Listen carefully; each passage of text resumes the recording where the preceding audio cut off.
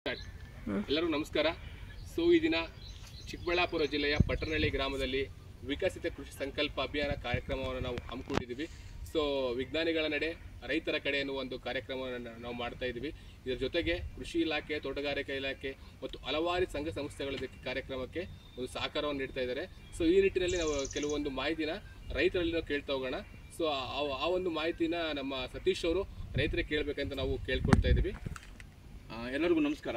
ನಮ್ಮ ಚಿಕ್ಕಬಳ್ಳಾಪುರ ಜಿಲ್ಲೆಯಲ್ಲಿ ಕಳೆದ ತಿಂಗಳಲ್ಲಿ 29ರಿಂದ ಜೂನ್ 12ನೇ ತಾರೀಕು ತನಕ ನಮಗೆ ವಿಕಸಿತ ಕೃಷಿ ಅಭಿಯಾನ ಸಂಕಲ್ಪ ಅಭಿಯಾನ ಕಾರ್ಯಕ್ರಮವನ್ನು ಚಿಂತಾಮಣಿ, ಬಾಗೇಪಲ್ಲಿ, ಗೌರಿಬಿದನೂರು, ಶಿಡ್ಲಘಟ್ಟ, ಚಿಕ್ಕಬಳ್ಳಾಪುರ, ಗುಡಿಬಂಡೆ 6 ತಾಲೂಕಲ್ಲೂ ಹಮ್ಮಿಕೊಳ್ತಾ ಇದ್ದೀವಿ. ನಾವು ಕೂಡ ಪಾರ್ಟಿಸಿಪೇಟ್ ಮಾಡ್ತಾಯಿದ್ದೀವಿ, ನಮ್ಮ ವಿಜ್ಞಾನಿಗಳು ಪಾರ್ಟಿಸಿಪೇಟ್ ಮಾಡ್ತಾ ಇದ್ದಾರೆ.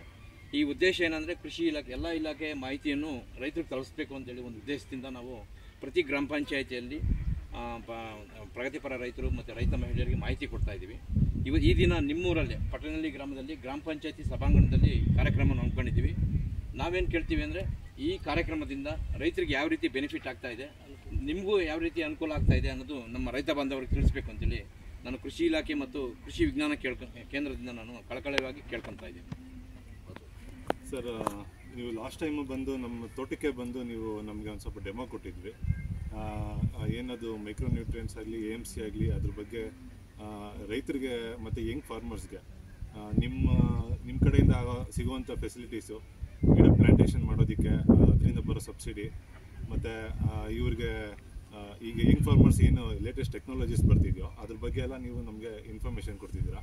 ಅದರಿಂದ ಮುಂಚೆ ಥರ ಪ್ರೊಸೆಸ್ ಡಿಲೇ ಆಗ್ತಿಲ್ಲ, ಮತ್ತು ಆಗುವಂಥ ಖರ್ಚುಗಳು ತುಂಬ ಕಡಿಮೆ ಆಗ್ತಿದ್ದಾವೆ, ಬಟ್ ರಿಸಲ್ಟ್ಸು ಬೇಗ ಸಿಗ್ತಾ ಇದೆ. ನಿಮ್ಮ ಪ್ರಕಾರ ಏನು ಹೇಳ್ತೀರ ಅಂತಂದರೆ ನಮ್ಮೆಲ್ಲ ತಂತ್ರಜ್ಞಾನ ಕೊಟ್ಟರೆ ಏನಾಗುತ್ತೆ, ಬರುವಂಥ ರೋಗ ಕೀಟ ಕಡಿಮೆ ಆಗ್ತಿದೆ, ರೈತನಿಗೆ ಸಿಗುವಂಥ ಆದಾಯ ಜಾಸ್ತಿ ಆಗ್ತಿದೆ ಅಂತ ನಾವು ಹೇಳ್ತಾ ಇದ್ದೀರಾ. ಟೆಕ್ನಿಕಲ್ ನಾಲೆಜ್ ಚೆನ್ನಾಗಿ ಸಿಗ್ತಿದೆ ಮುಂಚೆಗಿಂತ. ಕೇಳಿರಲ್ಲ ವೀಕ್ಷಕರೇ, ಯಾವ ರೀತಿಯಾಗಿ ರೈತರಿಗೆ ಅನುಕೂಲ ಆಗ್ತಿದೆ ಅಂತ ಹೇಳಿ ತಮ್ಮ ಪ್ರಗತಿಪರ ರೈತರಾಗಿರುವಂಥ ಕಿರಣ್ ಅವ್ರ ಬಾಯಲ್ಲಿ ನಾವು ಕೇಳಿದ್ದೀರಾ. ಆದಷ್ಟು ರೈತರು ಕೃಷಿ ವಿಜ್ಞಾನ ಕೇಂದ್ರ, ಕೃಷಿ ಇಲಾಖೆ, ತೋಟಗಾರಿಕೆ ಇಲಾಖೆಗೆ ಸಂಬಂಧಪಟ್ಟ ಇಲಾಖೆಗೆ ತಾವುಗಳು ಭೇಟಿ ಕೊಟ್ಬಿಟ್ಟು ಅಲ್ಲಿ ಮಾಹಿತಿ ಪಡ್ಕೊಂಡ್ರೆ ಎಲ್ರಿಗೂ ಅನುಕೂಲ ಆಗುತ್ತೆ ಅಂತೇಳಿ ನಾವೆರಡು ಮಾತು ಮುಗಿಸ್ತೀವಿ. ಧನ್ಯವಾದಗಳು. ನಮಸ್ಕಾರ.